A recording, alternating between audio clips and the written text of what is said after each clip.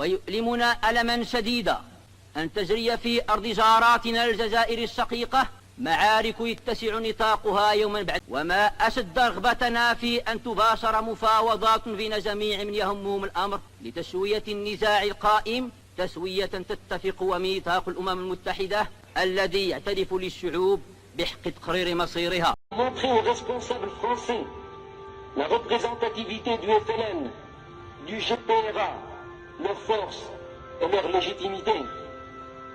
Non seulement à Tunis, au Caire, à Moscou, à New York, mais au sein même du gouvernement français. On rencontre maintenant des hommes qui très raisonnablement montrent que toute la population musulmane est maintenant solidaire du FLN. ونتطلع إلى الوصول إلى تصفية نهائية لظاهرة الاستعمار مع آخر مستعمرة إفريقية، حيث لا زال الشعب بأكمله في الصحراء الغربية محروما من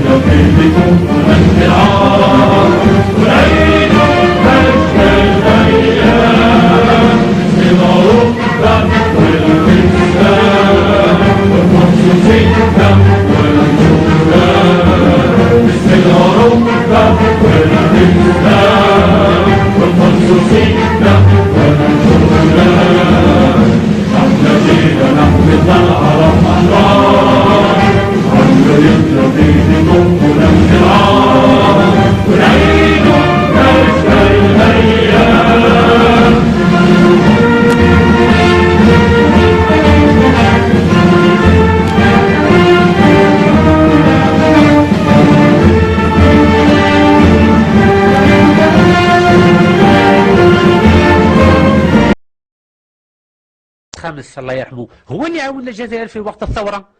يافي دي يوزين دارممون في المغرب، كان يافي 5 يوزين دارممون. لو كان مشي المغرب في وقت الثوره مع محمد الخامس الله يرحمه، الجزائر ما توليش تستقل. ما ننساوش Narcos, quoi. Vous savez, Narcos, les séries Netflix, il y a de tout. Vous voulez voler un enfant, il y en a. Vous voulez violer un enfant, il y en a. Vous voulez acheter de la drogue, il y en a. Vous voulez de la prostitution, il y en a. Vous voulez des casinos, il y en a. Excusez-moi, c'est tout sauf un pays. C'est tout sauf un pays musulman. Il faut se dire les choses. Donc, à un moment, les bases. À un moment que le Maroc essaie de s'immiscer, c'est juste petit, mais c'est au niveau du pays, de toute façon, par la taille et par le peuple, enfin, par leur gouvernement. Mais je vous le dis, et je vous le dis en toute sincérité, c'est juste très bas, c'est juste minable, c'est misérable. Mais ça ne m'étonne pas venant d'où ça vient. Ouais, encore une fois, ça ne m'étonne pas. C'est évident de manifester son mécontentement, sa solidarité avec le peuple de Gaza, par décret royal. C'est interdit. Ils risquent des peines de prison. Ils risquent de rentrer en prison. Ils n'ont pas le droit d'en parler dans les mosquées. Bit Allah, ils n'ont pas le droit de dire nos frères palestiniens sont en train de mourir sous les bombes. Il faut rajouter quelque chose, Mehdi, c'est que le véritable initiateur de ce décret, c'est le conseiller du roi Mohamed VI, André Azoulay, grand partisan et soutien de l'État sioniste. Qui a la nationalité de l'entité sioniste. Tout à fait. Et il faut rappeler que... Il a toujours été là. Bien sûr, depuis même à l'époque de son père. Mais il faut rappeler aussi que... كنا ننتظر من كولومبو أن يعرف الناس مع من حشرنا الله في الجوار. كنا نريد أن يعرف الناس النوايا الحقيقية لمن هم يساكنوننا ويجاوروننا. ولله الحمد سبحانه وتعالى انكشف الغطاء